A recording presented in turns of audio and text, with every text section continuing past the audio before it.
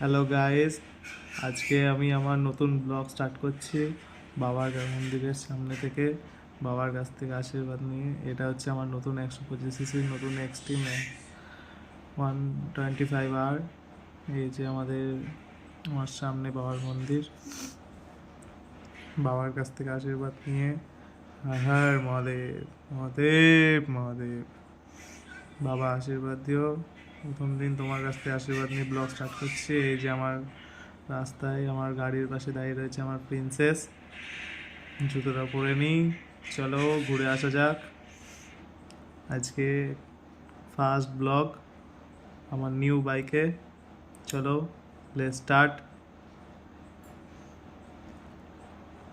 যাওয়া যাক, ঘুরে আসা। কেমন লাগছে গাইজ আমার বাইকটা? কোথায় যাবো জানি না, পেছনে বউ বসে রয়েছে। ঘুরে আসি, রাস্তায় যা জ্যাম।